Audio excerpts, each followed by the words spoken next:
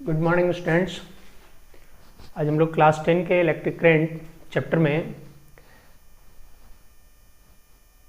Parallel combination और series combination हम लोगों ने देखा है। अब हम लोग देखेंगे heating effect of electric current. ठीक है, जब किसी कंडक्टर में कोई कंडक्टर है, ठीक है, कोई कंडक्टर में करंट फ्लो हो रहा है, तो उसमें इलेक्ट्रॉन्स जो हैं, फ्री इलेक्ट्रॉन्स, वो मूव कर रहे हैं। ठीक है, अब मूव करेंगे तो कॉलिजन होगा, और कॉलिजन जब होगा तो उनके आयंस और एटम्स जो टकराएंगे, इससे उनकी एनर्जी जो है सो इंक्रीज कर जाएगी, और जब इंक्रीज करेगी एनर्जी तो इनका टेम्परेचर भी इंक्रीज कर जाएगा।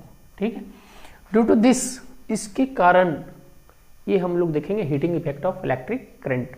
तो इसमें हम सबसे पहले देखें the production of heat in a conductor. इस कंडक्टर में, कोई वायर में जो करंट फ्लो हो रहा है, ठीक है, due to the flow of electric current through it is called HEEC, यानी heating effect of electric current. ठीक, तो जब पोटेंशियल डिफरेंस V को, ठीक है, वन पॉइंट से अनदर पॉइंट तक लाने में जो वर्क डन है, उसको हम ऐसे लिख सकते हैं, the work done in a moving a charge Q through a potential difference V is VQ। ये हम लोगों ने प्रीवियस पढ़ा है।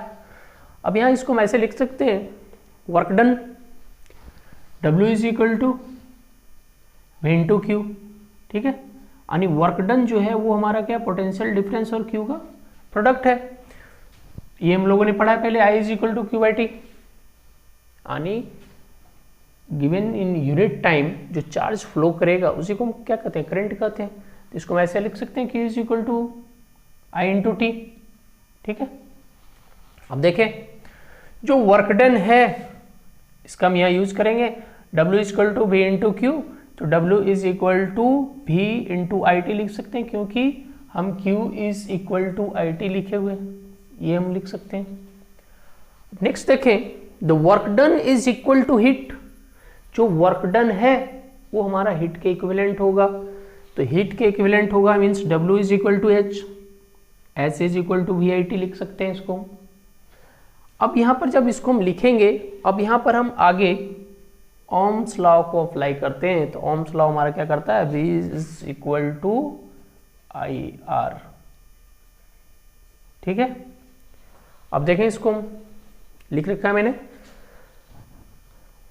S is equal to I² RT है। I² RT कैसे हुआ, ये हमारा VIT है और V is equal to IR है। तो इस वैल्यू को हम यहाँ पुट करते हैं V के जगह पे।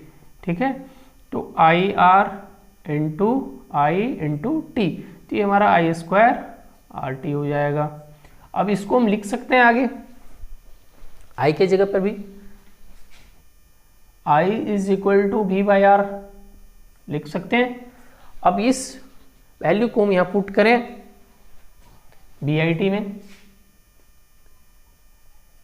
V into I is equal to V/R, तो V/R इंटू T, तो इसको हम लिख सकते हैं V²/R इंटू T। तो ये हमारा तीनों इक्वेशन आएगा यहाँ पर ओम्स लॉ को अप्लाई करने पर। H is equal to VIT is equal to I² RT equal to V²/R into T। तो ये हमारा heating effect of electric current का ये हमारा इक्वेशन है। ठीक है, इसको जूल्स लॉ ऑफ हीटिंग भी कहा जाता है। तो हम लोग देखें heating effect of electric current में जो हमारा ये इक्वेशन आया है, H is equal to I² RT, तो इसको हम जब डिफाइन करके हम जब लिखना चाहें तो इसको इस आधार पर लिख सकते हैं, क्योंकि यहाँ पर हम देख रहे हैं H जो है, H is equal to I² RT है। तो यानी जो कंडक्टर में हीट प्रोड्यूस होगा, the heat is produced in a conductor. यहां पर देखें फर्स्ट में H इज, यानी heat is directly proportional to the square of electric current. I को हम किससे डिनोट करते हैं, इलेक्ट्रिक करंट के लिए I को डिनोट करते हैं, तो ये स्क्वायर है हमारा, तो स्क्वायर ऑफ इलेक्ट्रिक करंट लिखेंगे। The heat is produced in a conductor is directly proportional to the square of electric current. Next है हमारा heat is produced, the heat is produced in a conductor is directly proportional to the resistance of the conductor. जिस conductor में current flow कर रहा है तो इस किस पे डिपेंड करेगा, resistance of the conductor. Means conductor का रेजिस्टेंस अगर अधिक होगा तो हीट भी अधिक प्रोड्यूस होगा। ठीक है, थर्ड पॉइंट है हमारा क्या, the heat is produced in a conductor is directly proportional to time for which the electric current is supplied। means electric current जितना देर तक फ्लो करेगा किसी कंडक्टर में उसके डायरेक्टली प्रोपोर्शनल होगा। मीन्स जितने भी हैं ये सारे के सारे क्या है, डायरेक्टली प्रोपोर्शनल है। यहाँ पर करंट हमारा स्क्वायर का डायरेक्टली प्रोपोर्शनल है, रेजिस्टेंस का डायरेक्टली प्रोपोर्शनल है और टाइम का भी डायरेक्टली प्रोपोर्शनल है। इसको हम क्या कहते हैं, जूल्स लॉ ऑफ हीटिंग भी कहते हैं। ठीक है,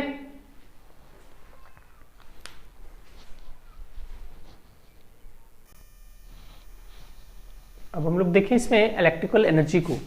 ठीक है, the work done by a source of electricity, work done जो किया जा रहा है किसी सोर्स ऑफ इलेक्ट्रिसिटी के द्वारा, to maintain a current in an electrical circuit. कोई सर्किट है तो इसमें करंट को मेंटेन करने के लिए जो सोर्स ऑफ इलेक्ट्रिसिटी सप्लाई करता है, ठीक है, उसी को हम क्या कहते हैं, इलेक्ट्रिक एनर्जी कहते हैं। तो इलेक्ट्रिक एनर्जी को हम इसको ऐसे देखें, Q is equal to I T हम लोग जानते हैं। यानी जो चार्ज है वो किसके प्रोडक्ट के इक्विवेलेंट है, यानी करंट फ्लो और टाइम टेकन, जितना देर तक करंट फ्लो होगा यानी जितना टाइम तक लगेगा उसी को हम क्या करें, चार्ज करें। दूसरा हम यहाँ पर देखें, the work done is equal to the product of the charge and the potential difference. यानी कोई सर्किट है तो इसमें पोटेंशियल डिफरेंस भी फ्लो करेगा, ठीक है, करंट फ्लो करेगा और वो क्यू चार्ज को लेके जाएगा, तो इसी को हम वर्क डन कहेंगे। W is equal to V Q होगा। अब ये दोनों इक्वेशन में से हम यहाँ पर अगर ये फर्स्ट इक्वेशन का हम यहाँ यूज करते हैं, यूजिंग फर्स्ट इक्वेशन, ठीक है, तो V is equal to I T हो जाएगा, क्योंकि Q के जगह पर हमने क्या किया, रिप्लेस कर दिया आई टी को। तो W is equal to V I T. The work done is equal to the electrical energy. Work done जो है वो इलेक्ट्रिकल एनर्जी के इक्विवेलेंट है, यानी W is equal to E is equal to V I T. E हम किसको denote कर रहे हैं, इलेक्ट्रिकल एनर्जी को E से डिनोट कर रहे हैं। तो W is equal to E is equal to V I T, ये हमारा इक्वेशन है, ठीक है।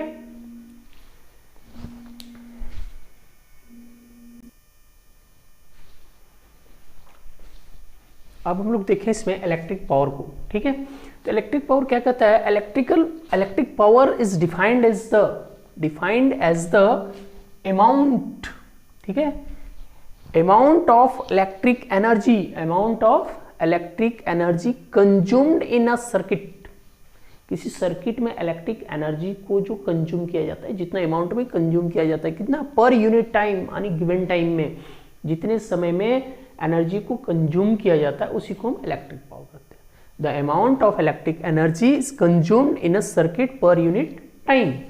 इसको मैं ऐसे लिख सकते हैं, P इज इक्वल टू, यानी electric power is equal to W by T, ठीक है।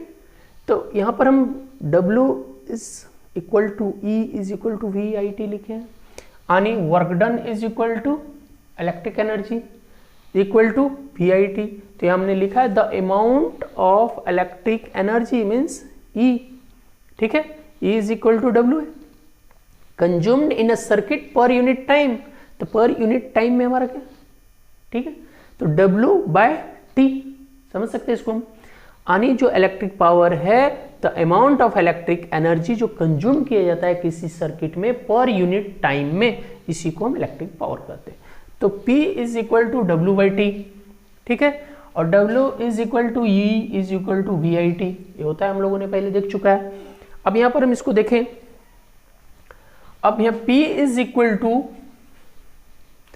W का वैल्यू क्या आ गया, V I T, P into I into T हम लिखें, यहाँ पर इस वैल्यू को यहाँ पर पुट किए इक्वेशन को, बाई टी, टी हमारा कट गया, क्या बच गया, P is equal to V into I means electric power is the product of potential difference and the electric current. Electric power जो है वो पोटेंशियल डिफरेंस और इलेक्ट्रिक करंट का प्रोडक्ट है। ठीक है, अब यहाँ देखें हम लोग, अब यहाँ पर ओम्स लॉ को अप्लाई करते हैं। P is equal to V I, हम तो ये पढ़ चुके हैं, P is equal to I R, Ohm's law है। यहाँ पर देखें P is equal to V I, तो P is equal to I square R. कैसे आ गया, क्यों आ गया, क्योंकि V इंटू आई है और तो V के जगह हमने क्या लिखा, आई आर साई, तो ये हमारा आई स्क्वायर आर आ गया। फिर हम यहाँ पर I का वैल्यू पुट करते हैं, तो I इज इक्वल टू हमारा क्या है, V बाय आर।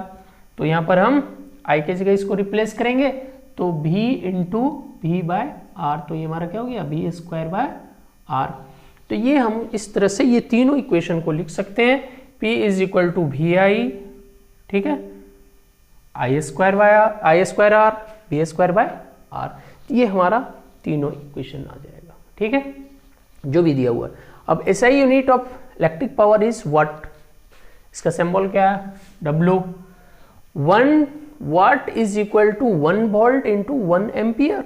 तो यहाँ पर वाट हम किसके लिए लिखें, P is equal to V I, V volt के लिए, एम्पियर करंट के लिए I। ठीक है, तो ये हमारे इक्वेशन के अकॉर्डिंग ये हमारा आ गया unit. 1 kilowatt per hour is equal to क्या हो गया, 1000। 1 kilowatt means 1000 watt into 3600 second, यानी 1 आवर में जितने सेकेंड्स होते हैं इसका मल्टीपल है। ये हमारा क्या हो जाएगा, 3.6 into 10 to the power 6 joule.